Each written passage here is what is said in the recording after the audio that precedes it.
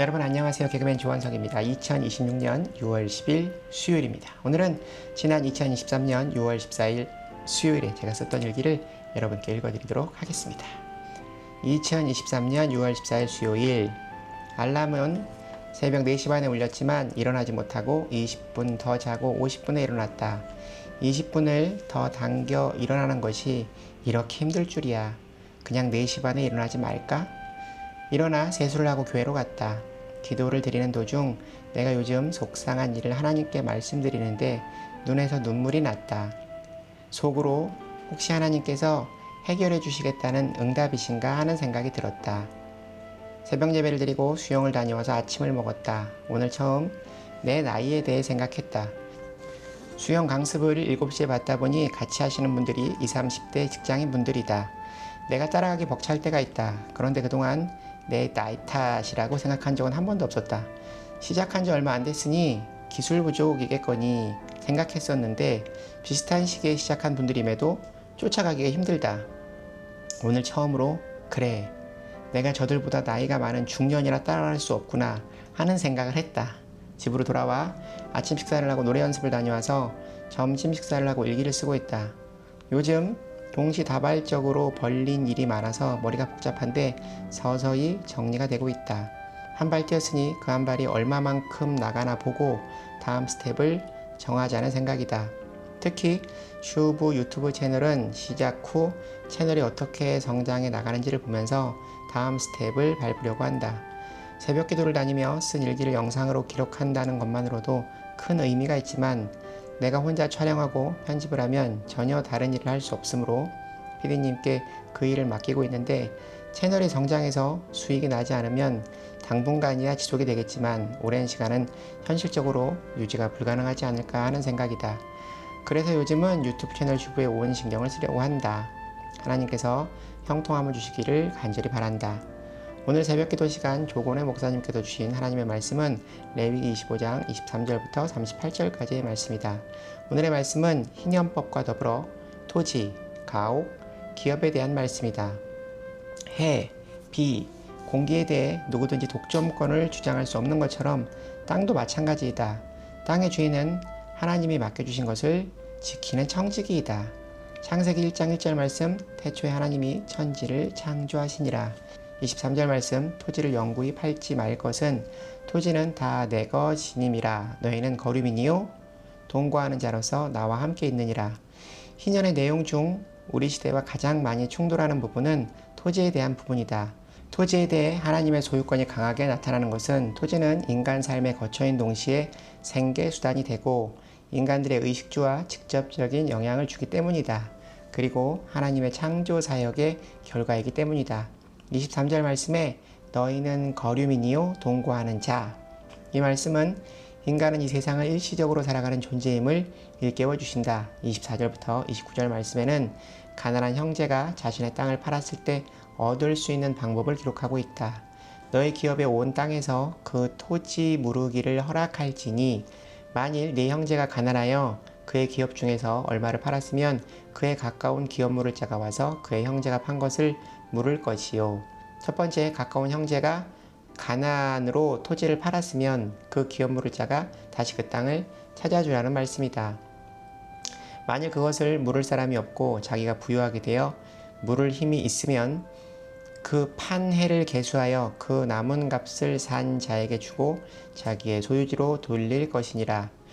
두 번째 방법은 기업을 물을 자가 없는데 스스로 형편이 다시 좋아지면 스스로 판 땅을 자기의 소유로 돌리라는 말씀이다.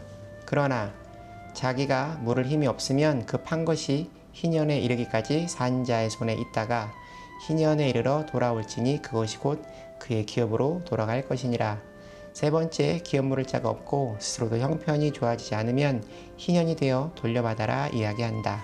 기업 물을 자를 고엘이라고 하는데 룻기 말씀에 나오는 보아스 같은 사람이다.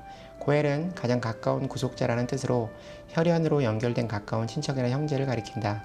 당시 이스라엘에서 어떤 사람이 어려움을 당했을 때 그 근족이 회복시켜줄 책임이 있었는데 이런 책임을 가진 자를 고엘이라고 했다. 고엘, 곧 구속자가 해야 하는 책임져야 하는 5가지가 있었다. 첫 번째, 근족이 토지를 팔았을 때 다시 이 땅을 찾아 주어야 한다. 두 번째, 근족이 노예가 되었을 때 돈을 지불하고 해방시켜 주어야 한다. 세 번째, 근족이 자식이 없이 죽었을 때 그 부인과 결혼하여 자녀를 갖게 해 주어야 한다. 네 번째, 근족이 죽임을 당했을 때 복수의 책임이 있다. 다섯 번째, 친족이 죄를 지었을 때 경우에 따라 죄의 대가를 대신 치러줘야 했다. 고엘 제도는 이스라엘 백성들 간의 상호 간의 사랑을 실천하는 일이며 더 나아가 인류의 영원한 구속자가 되시는 예수 그리스도의 예표이다. 29절 30절 말씀, 성벽 있는 성 내에 가옥을 팔았으면 판지 만 1년 안에는 물을 수 있나니 곧 그 기한 안에 물으려니와 1년 안에 물으지 못하면 그 성 안의 가옥은 산자의 소유로 확정되어 대대로 영구히 그에게 속하고 희년에라도 돌려보내지 아니할 것이니라. 성벽 안에 있는 집은 1년이 지나면 영원히 매입한 사람의 소유가 되고 심지어 희년에도 이것을 되돌려주지 않았다. 그 이유는 성벽이 있는 성 내의 가옥은 고급주택이었다. 희년은 가난한 사람을 구제하기 위함으로 부자들에게는 적용할 필요가 없었다. 또 이스라엘 내에서 땅을 매입할 수 없었던 이방인들이 성벽 안에 있는 집을 매입할 수 있으므로 이방인들에게 거주지를 제공하기 위함이었다.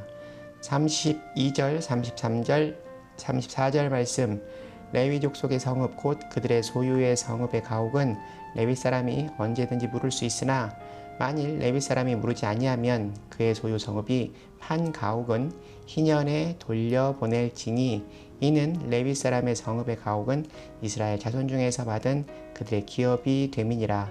그러나 그들의 성읍 주위에 있는 들판은 그들의 영원한 소유지니 팔지 못할지니라.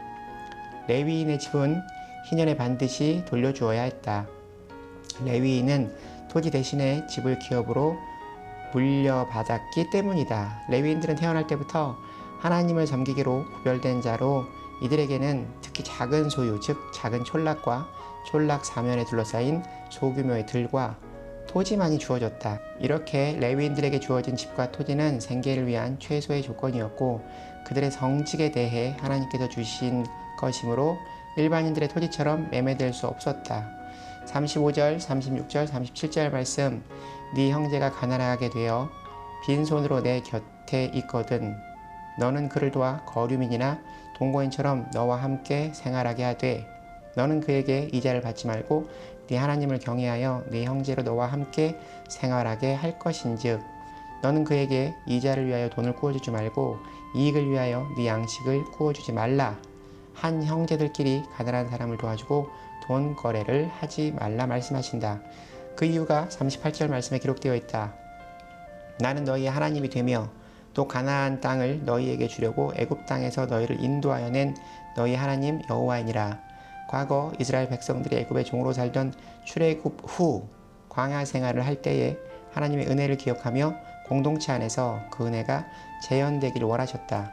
희년은 공동체 안에서 가난한 약자를 돌보기 위함이었다. 잠언 14장 31절 말씀, 가난한 사람을 학대하는 자는 그를 지으신 이를 멸시하는 자요 궁핍한 사람을 불쌍히 여기는 자는 주를 공경하는 자니라.